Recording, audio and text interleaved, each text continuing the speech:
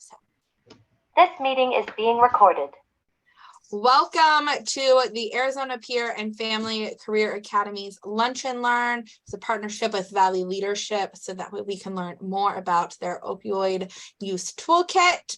I am super excited about it. I've been able to work with them for a long time. My name is Haley Winterberg. I'm the executive director here at the Peer and Family Career Academy.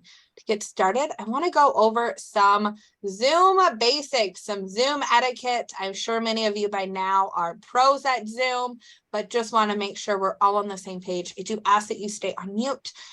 Raise your hand if you would like to share with the group. It will help us make sure we can finish out our thoughts.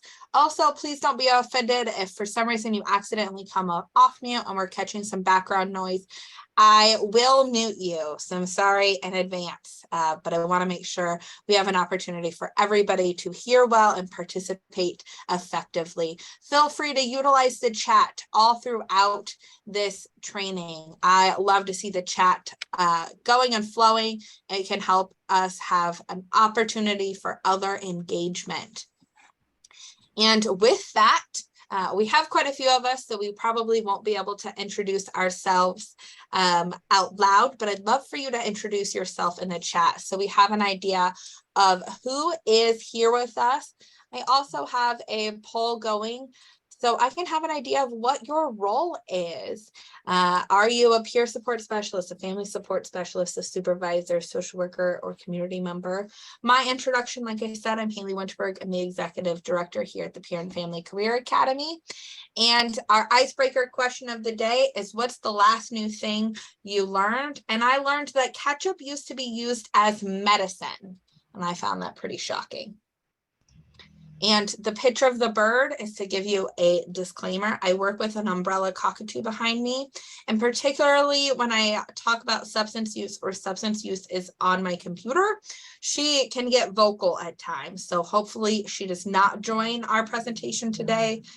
But if so, she has some birdie thoughts on the matter. Tepezza is the only medicine that treats TPD at the source, not just the symptoms. In a clinical study, more than 8 out of 10 patients taking Tepezza had less eye bulging. Tepezza is an infusion. Patients taking Tepezza may have infusion reactions. I can hear someone listening to ketchup as medicine, so I apologize, but I just muted you. All right, and it looks like we've got a mixture of individuals joining us. We've got some supervisors, community members, and peer support. So welcome, everybody. Thank you for introducing yourselves in the chat as well. I appreciate that. So to give you a little outlook as to who is the Peer and Family Career Academy, if you're not familiar with us, we are a nonprofit organization, and our mission is to inspire recovery and wellness through professional development, continuing education in order to equip emerging leaders and strengthen the peer and family support workforce. Really, in short, to say that we are here to support our peer and family support specialists in their growth and development and the organizations that provide this meaningful service. We do this in a variety of ways. We have lots of community trainings, lunch and learns being one of them, but we also offer a forensic peer support and family support training, which is how do we support individuals navigating the justice system. We have a self-care course because we all could use some support in taking care of ourselves better. We have a hope and healing in the opioid use crisis, which is to understand the impact of the opioid use crisis and some best practices to make a difference. Effective advocacy, we've got a supervisor course because we all can become better leaders and supervisors if we have a team. Trauma-informed care and technology to promote wellness are some of our new courses, and we're hoping to launch even more coming soon. So I hope that this will not be the last time I see some of you, and some of you have taken a course with us before, so it's great to have you back. We also have a peer-to-peer coaching program, which is an opportunity for our workforce to get the support that they need and be able to have discussions with other individuals in the workforce and create that sense of connection. And with that, I'm going to pass it on to Valley Leadership and their Impact Maker team, and they are going to have the opportunity to share all of the great things that they are up to so we can learn more about their toolkit. So with that, I pass it on to Paige. Thank you. Hi, everyone. We are so excited to be here. Thank you so much, Haley, for the intro. So my name is Paige Susie. I am the Director of Marketing at Valley Leadership, and I'm also the lead for the opioid stigma reduction team that is part of the Impact Maker at Valley Leadership. So what is the Impact Maker?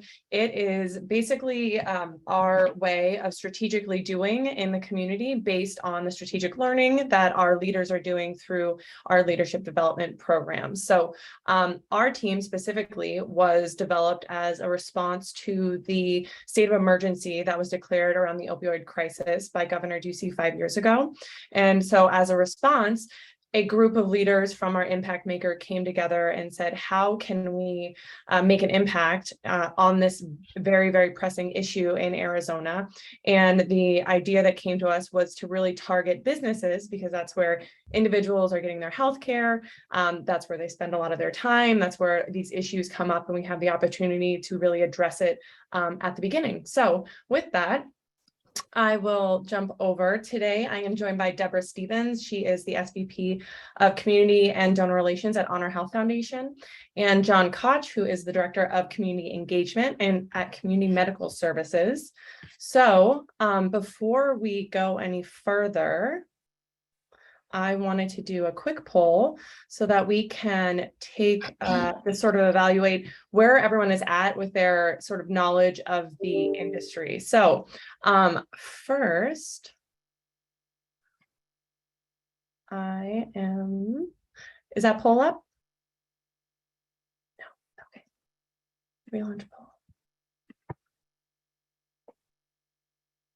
So we have our first question. What percentage of employers do you think report being well prepared enough to address the issue of the opioid crisis? All right. So it looks like we have a lot of correct responses. So I'm going to go ahead and end that poll. It is 17%. So not enough. That is really how we can summarize that. So next question. Is an individual today more likely to die from an accidental opioid overdose or a car crash? Yeah, what's sort of a leading question? I will give you that. Again, great responses, everyone. So we can see that it is, in fact, the opioid overdose, which for me, when I heard that stat, that stuck with me enough that I was like, I need to get involved with this team, because that's just an alarming statistic. And then we'll take a look at the next one.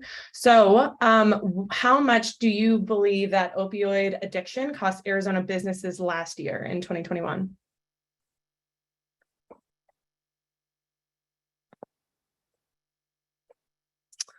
Right. We were able to trick you a little bit with this one. Feel better about our choices. So the answer is $53 billion.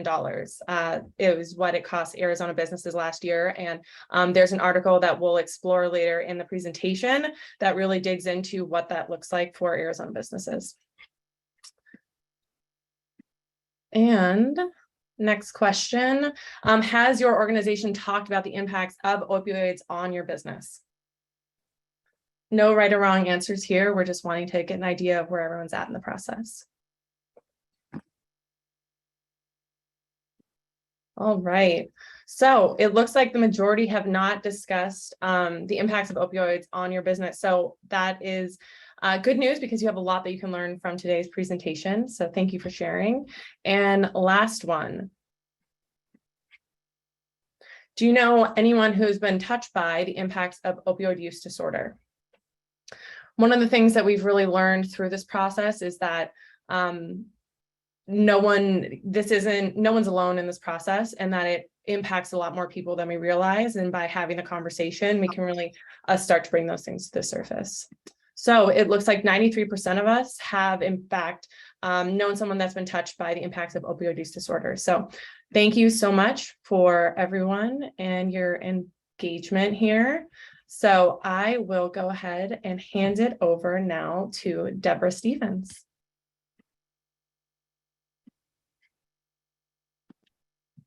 Paige, are you going to share the deck? Yep. Are you seeing mine? Oh, sorry, hold on. While you're pulling it up, I'll just say, wow, how amazing is it that 93% of you have been, someone that's been touched by opioid use disorder.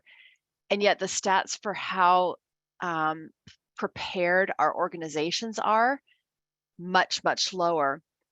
And the people that we know, I'm going to assume that a lot of them, the majority perhaps, are employed, out working in the world, interacting with others. And so why is it that our organizations are so unprepared? So thank you so much for letting us talk. We've got some stats, some information, and ultimately some resources for you today to start to address some of these issues in your own organization. So if your business is concerned about the opioid use disorder crisis, and especially its impact on your business, OUD can have such a negative effect on so many areas: productivity, business costs, culture. You see all these areas here.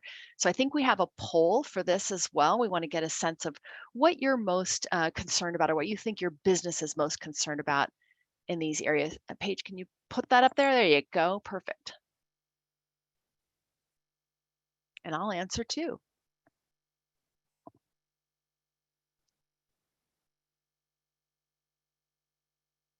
So when you all answered about the one that is kind of most concerning to you or your organization, we can take a look at the results.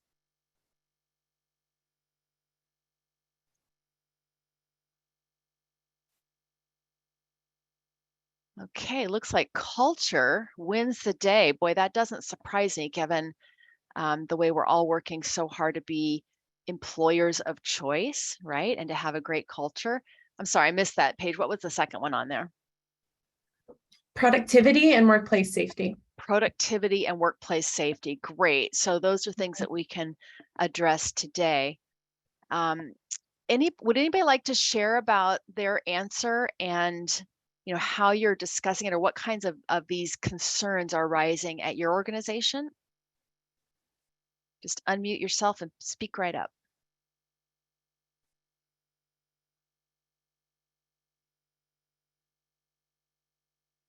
Anyone? No? I don't see hardly any faces, just a few faces on here, so it's hard to tell.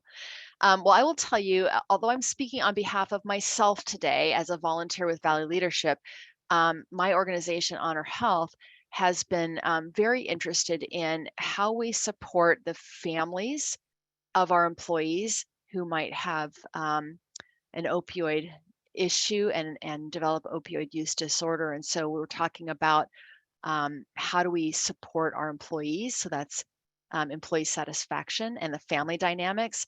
And of course, because we provide that healthcare coverage for the family, we're looking at healthcare costs as well. So those are some of the discussions that have happened here in my organization. All right, let's go to our next slide. The good news is, as much as the negative impact of opioid use disorder happens in our organization, the good news is by openly talking about OUD, we actually reduce the associated stigma. If something is secret and taboo to discuss, of course it's going to have stigma attached to it. But when you start to talk about it in, let's say, benefits enrollment or employee satisfaction survey time, or just equipping supervisors to have those discussions within department meetings, it automatically starts to reduce the stigma. And you can actually improve your organization in each of these areas. All right, I'm going to pass off to John now for some additional insights. All right, thank you guys for having me, and it's a privilege to get to talk to a Peer and Family Academy. If I started my career off as a peer support specialist, so I'm John Koch. I'm the Director of Community Engagement at Community Medical Services. I'm also a person in long-term recovery from an opioid use disorder.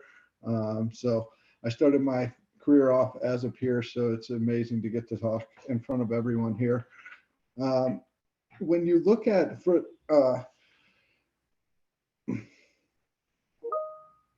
so when I look at the workplace and how it's impacted from the opioid use disorder, we see it in many different ways, right? We see it with our co-workers who may have been struggling or had something happen or resulted from an injury.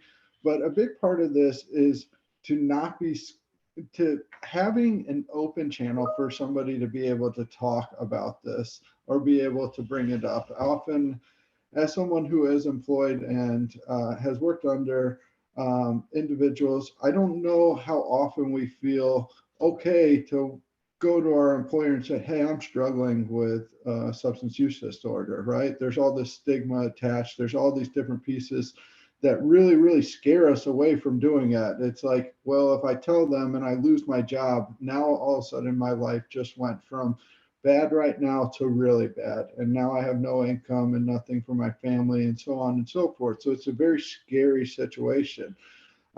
This affects people from all walks of life. So if you think it's just one certain population, it's not. So I'm going to talk a little bit about myself and my story here in a few minutes.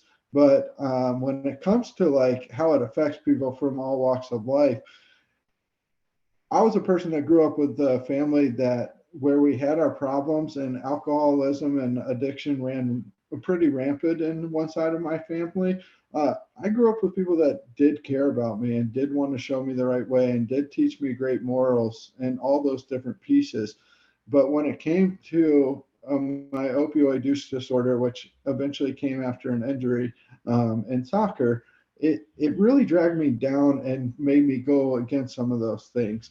But as soon as I was able to be given a chance to change, it got back to those morals. It got back to those different pieces of life. And I was able to be a contributing factor in the workplace, whereas before it was always hidden. So I think a big piece of this is just really talking about the channels and having an open channel for you to go to. And Paige, I'll move on to the next slide as it'll give me another minute to talk about my story.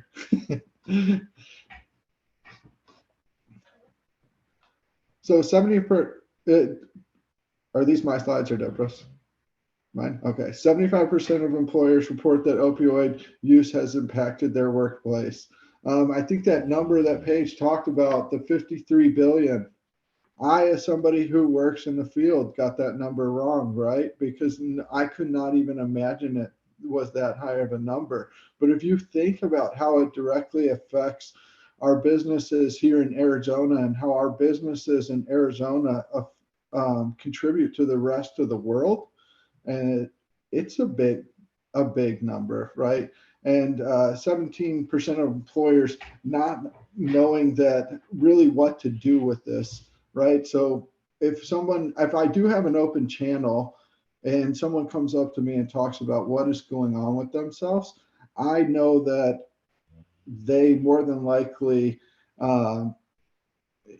it's going to be scary for them. So we need to be able to have good resources and good channels that we can turn them to instead of them coming to us and being open and honest about what's going on, hoping to get to the next part of their life, and then all of a sudden getting denied. And then, as you see, 7 years in a row, death has occurred in the workplace and it has increased. I know people that have been affected directly by this, but we all don't want to see something of this. We don't want to see our coworkers die. We don't want to see people around us struggling. And each one of those coworkers and people that we work with is tied to a family member. So they have people that rely on them and care about them. So at the end of the day, it's very important. Paige, just shake your head. Am I supposed to talk about my story on this slide? Okay, perfect. I can't see much else outside of this screen. So I'm going to talk a little bit about myself for just a couple of minutes. I'm a person in long-term recovery from an opioid use disorder. In my life, as you sit here and you're talking, you hear my title as Director of Community Engagement with Community Medical Services, the big opioid treatment program in town and in the state of Arizona. You probably don't associate me with 26 incarcerations, being in treatment, outpatient and inpatient 22 different times, and almost spending 10 years of my life in prison. But that's part of my story. That's part of what I went through. And so when you hear that, you hear I have 5 criminal felonies on my record. And so a large part of me had thought, I'm going to talk a lot about this when it related to the workplace, because when I was going to go get a job after I first was released from prison on December 7th, 2012, I was scared. I didn't know if anybody was going to hire me. I didn't know really how to talk to people. I just spent about 10 years incarcerated.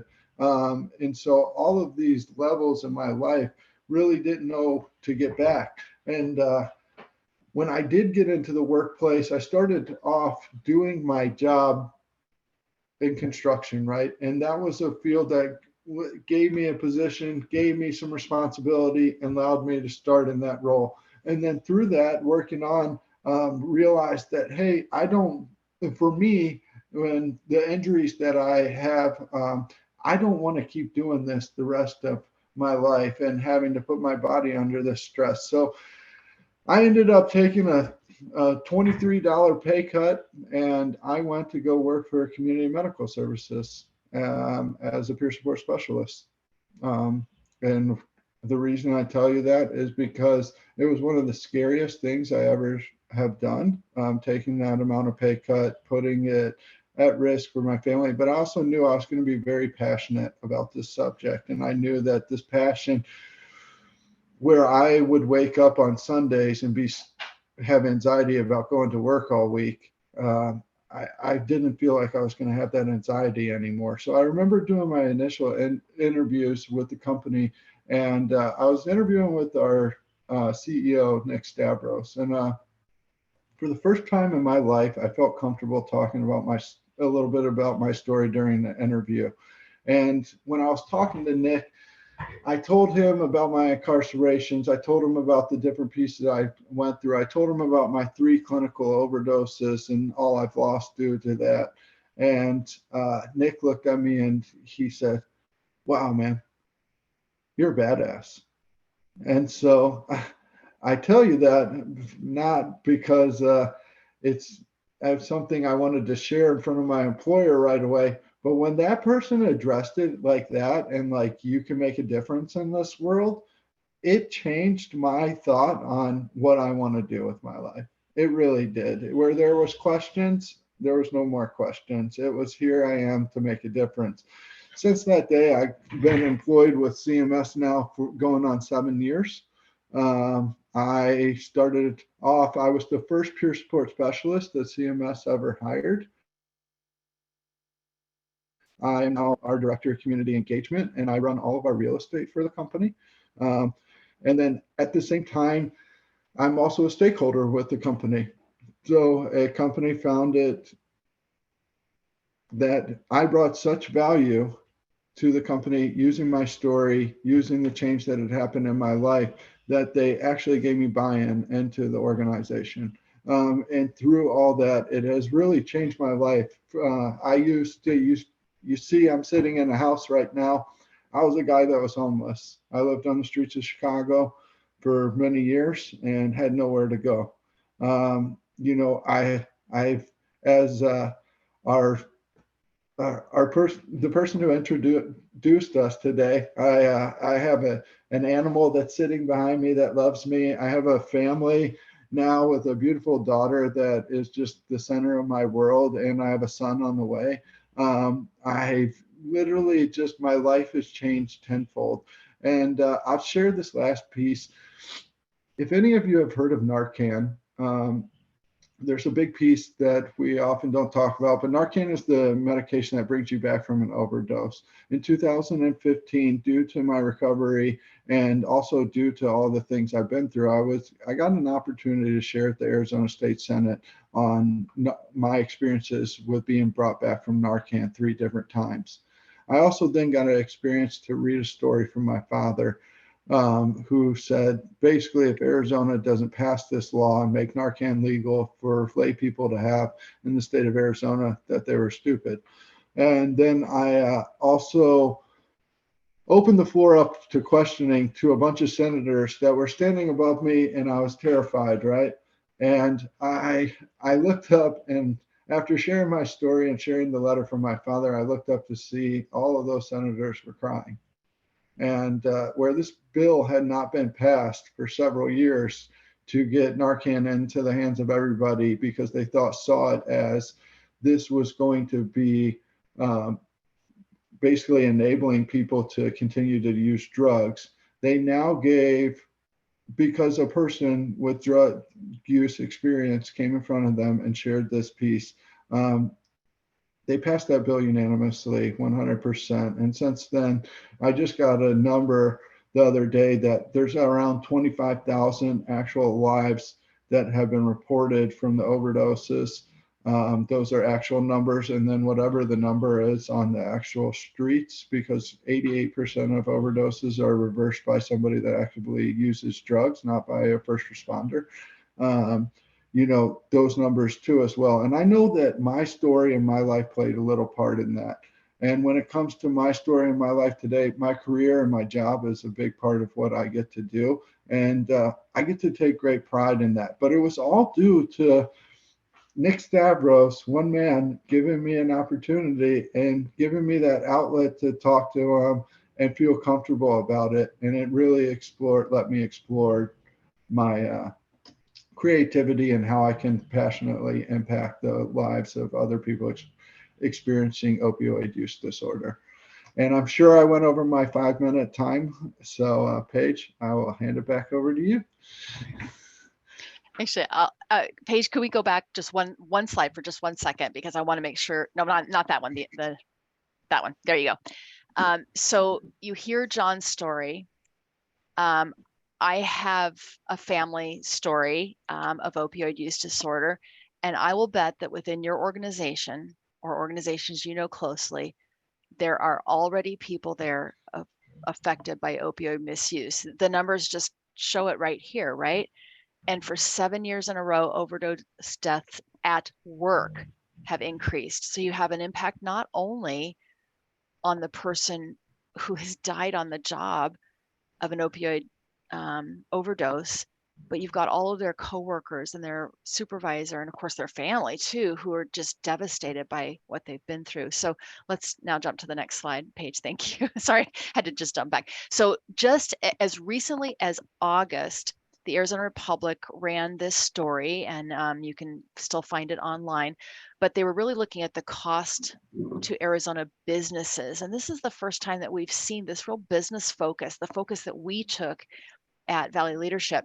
But if you can see right there, the cost has jumped dramatically in just a few years.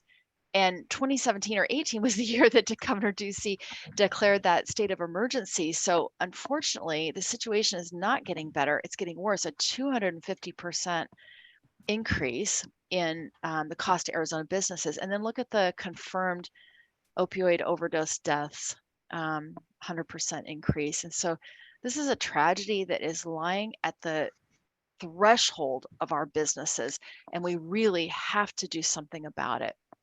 Next slide. So we wanted to talk a little bit about our toolkit and some of the pieces inside of it, elements inside that you can use to really understand and make a case for addressing and reducing the stigma of opioid use disorder in your own companies. And so when you look at the impact in Arizona, this is one of the tool pieces of our toolkit is you can enter some stats. And so Paige selected some stats that might fit this group of participants, all of you. So you're an Arizona company or organization with approximately 20 employees in the education, health, and social services professions. And so if you enter all of that into our calculator, let's take a look. All right. So how many of your organizations could afford to lose over $11,000 to opioid use disorder, right? It incorporates lost time on the job, job turnover and retraining to backfill positions, and also the direct costs of healthcare. All of that, it has an impact on a business.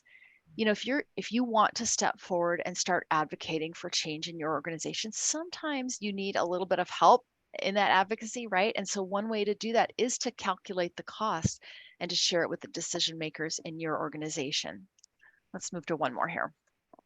So if you look at both the impact, so the important thing to remember, I think, is that if the person making the decision, first of all, says, oh, we don't have that problem here, that's unfortunately a head in the sand mentality. But even if you don't want to say out loud, or you think that it might be disconcerting to employees to talk about employee use, the reality is also their families. They have family members and dependents who are on the company insurance, health insurance, that are dealing with this as well. And I tell you this from firsthand experience because my own son was in opioid active addiction for many years before I ever found out about it.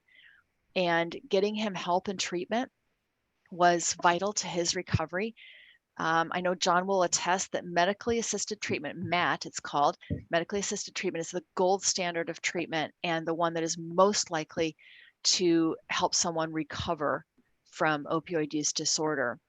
The other thing that was vital to my son's recovery was the support of his employer, who said, yep, go ahead. If you need time to go get help, go get help. We will hold a job for you here as you go take care of this condition.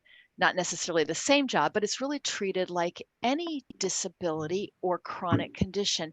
And that's what we're looking for. If someone has diabetes and needs treatment, we don't stigmatize diabetes. We help them get the treatment they need.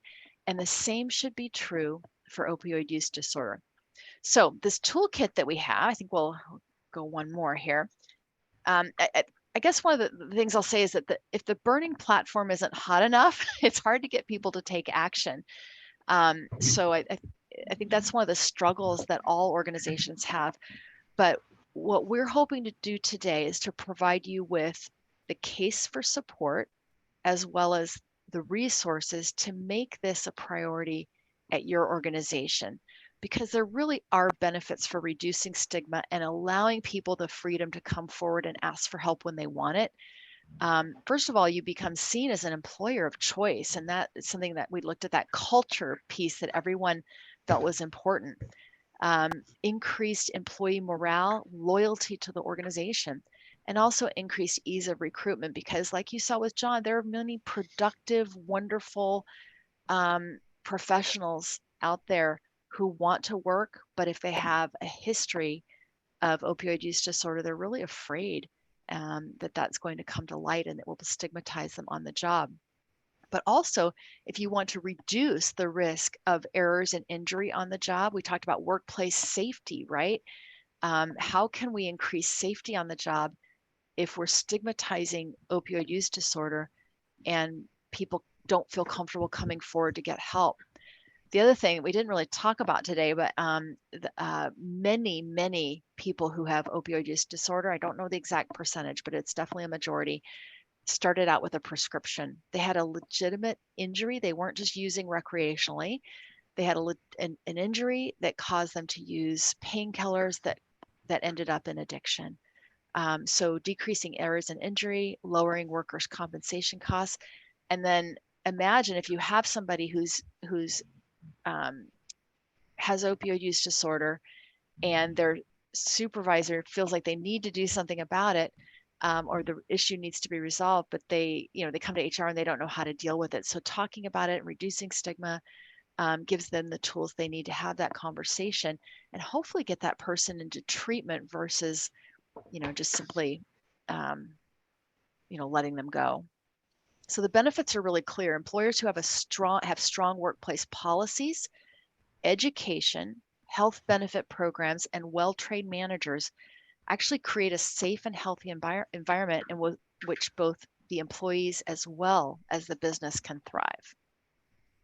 All right, I'm going to hand it back over to Paige to walk us through this amazing toolkit. Thank you so much, Deborah. I mean, the stories, as you can see, everyone has a story. And we also know that for so long, there really just haven't been resources that have been accessible, easy to understand, easy to use. And so our goal with this platform was to make it super, super easy for businesses to figure out how they can get started and then to provide them the tools to do so. So right now, the platform, which we consulted HR like experts, we consulted policy experts, communications, health industry, we consulted experts across industries to make sure that we were really covering our bases, and to make sure that we had tools for each of these sections. So whether you're engaging leadership, whether you're looking at developing a policy for your organization, figuring out how to actually communicate with your team members, we have about 100 resources now on the platform that has really been cultivated to create a seamless experience. So what we've also developed is a checklist as well as an intake form. So what we're going to do in just a second is actually drop the link into the chat so that you can go through and complete that intake form.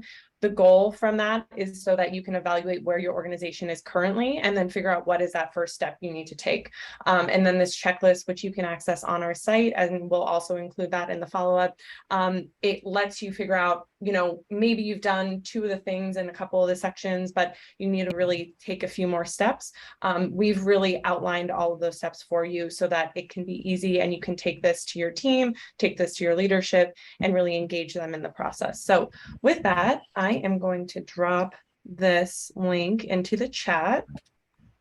And then after that, we are going to break people into groups so that you can share based on your form results, or if you'd prefer not to do that right now, if you just want to share, where do you think your organization can really get started, or where they should get started in addressing OUD? So is it leadership? Is it communication? What are those initial steps that you feel that you should take with your organization based on what we've discussed today in order to really make an impact? So I will give you just a couple minutes to fill out that form, and then we are going to go ahead and break everyone off into groups.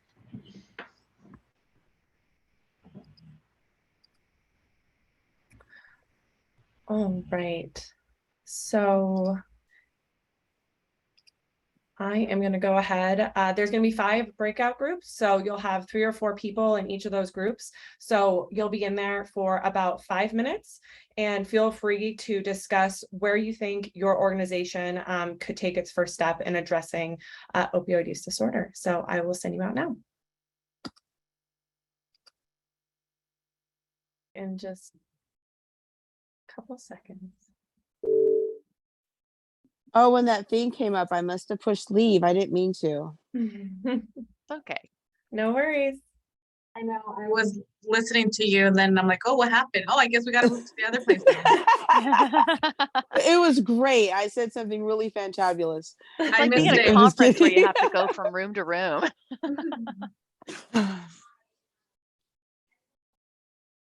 All right.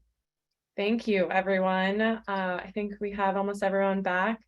So first, I guess, does anyone want to share what their group was discussing?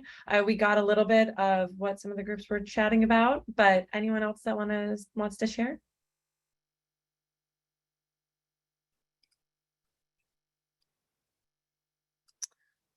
If not, Deborah, did you want to get started on the last 3 steps? Yeah, you bet. So based on your responses to the little intake form, you'll have some suggestions about where to go next. But I think the most important one is just start the conversation. Remember, we've talked about by talking about it, you reduce the stress, reduce the stigma, and people will start to come forward and tell you what they need. And these people may or may not be the people who have opioid use disorder. It might be a supervisor, someone's friend, you know, it could be anybody, and it frees them to come forward and ask. So how do you do these conversations? They might happen in, like I mentioned, you know, when you talk about your annual benefits election. Let's say that you have an EAP option where people can go see someone about opioid use disorder and talk it through. Maybe just letting people know that that option is available. That might be one way to reduce stigma. So step 2, and this is a really important one, is schedule yourself 30 minutes to look at your own organization's policy. It's probably a drug and alcohol use policy. Now, I will tell you that for a long time, most policies said, we have a zero tolerance policy against drug abuse. Have you seen those policies? I certainly have. And a zero tolerance policy is so damaging because if I am using opioids and I want to get help, would I come forward to my HR department and ask for help or for resources or referrals if the policy is to fire me on the spot because the company has or organization has a zero tolerance policy? It really stops them cold. They won't come forward because they are afraid of losing their jobs, as John talked about. And if they lose their jobs, they not only lose their income, but they lose their health insurance. And some recovery is at least in part covered by insurance. So I would strongly encourage you to look at that policy. And if indeed you have a zero tolerance policy, we have some templates on the toolkit on the website that shows you how you can change the wording a little bit to be more employee focused. And this is never to say that you should allow someone who's actively using to continue to work on the job. We are not saying that. What we're saying is if somebody steps forward and wants to get help, that you have a mechanism to refer them to that help and that your policies don't prevent them from stepping forward. Then the third step we recommend is to build some education into your employee benefits presentation. You can always leverage your insurance brokers if you don't know how to do this yourself, but whoever's bringing you your insurance offering to your employees very likely has some resources, and we have some resources for that too on the toolkit. So if you can pull together a little task force or a couple of people, including your HR person, together and have this discussion, I think once you start talking about it in your organization, you will find people coming out of the woodwork looking for answers. They have a family member who's in opioid use disorder, or they have an experience themselves, or they simply want to do the right thing in their organization and make it more employee friendly. Any questions on those steps? Awesome. I see. Thank you. It looks like we're out of time. I really appreciate your attention today. No, we'd love to open up the floor for any questions. We're happy to take a look back at any of the slides that we had up. I know there's a lot of information in here, as well as resources. So would love to hear if there are any questions.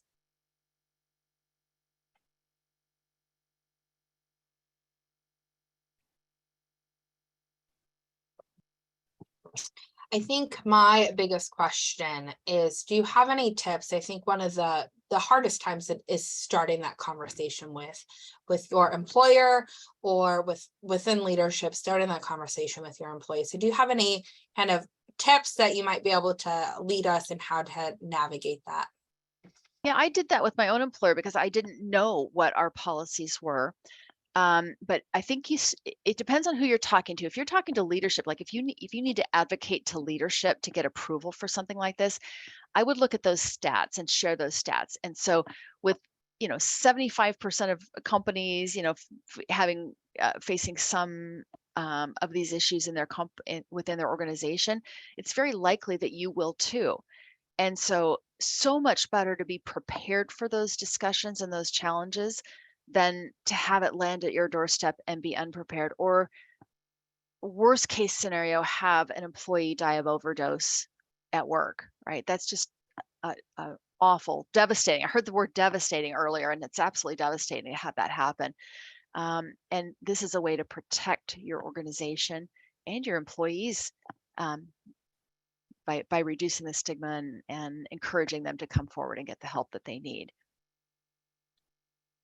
Yeah, I was also able to, I just set up time with my previous employer to have the conversation, and it ended up that his mom had an experience with OUD, had gone through recovery, and he was like, yes, we need this.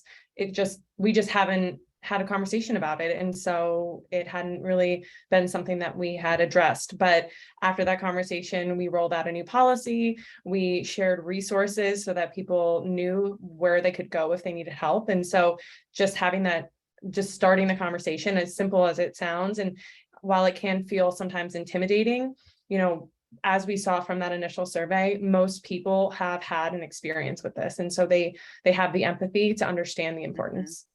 It's so funny you'd say that, Paige, because when we discovered our son was using and addicted, I felt very ashamed. I felt very alone, and I didn't tell anyone. And that's stigma, right? So if you have all these people who are ashamed and feeling alone and not knowing where to turn within your organization, how productive can they be just from a business standpoint, not even a personal a people standpoint. So yeah, getting that, having those conversations, you'd be absolutely shocked at what comes forward, and the people who really need help, want help. If someone is actively using and they want to get help, medically assisted treatment, like I said, is really the gold standard. And without treatment, they are unlikely to recover, just like cancer and diabetes and other chronic conditions.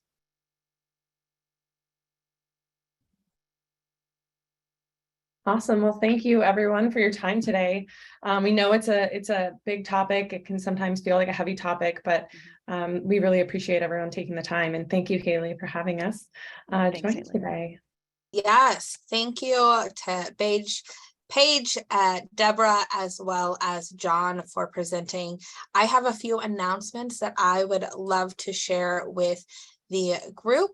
And so we have some exciting courses happening, and then we have a raffle at the end. So I definitely hope you are able to stay with us just for a few seconds longer.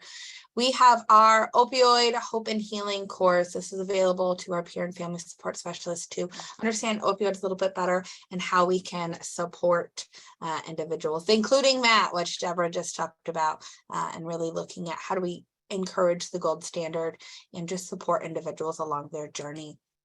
We also have our forensic peer support course to support in navigating the justice system. We have 2 new courses. So if you've been a student with us, and I see some familiar faces, we have a technology to promote wellness. Telehealth is here, and it is here to stay. And oftentimes we have to support individuals receiving healthcare and how to navigate technology, but also beef up our skills. I know when I first started supporting things online, it was a whole new world. The things that worked well in person needed to be adjusted for a virtual environment. And so hope I'll see some of you in that course, as well as we have a trauma-informed care course, which this is really near and dear to my heart, and looking at how can we provide trauma-informed care with some real-world techniques. It's a lot more than transitioning from what's wrong to what happened, but there's so many other questions and ways that we have to be mindful as we support individuals who have experienced and overcome trauma. So I hope to see you in those courses coming up. And without further ado, I'm going to go ahead and share our wheel to spin here, and we will see who's the winner of that Amazon gift card.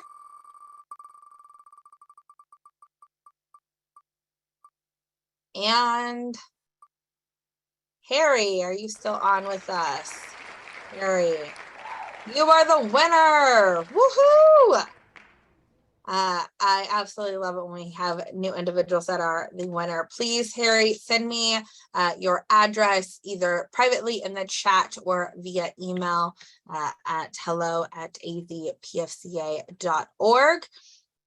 I want to thank you all so much for coming today.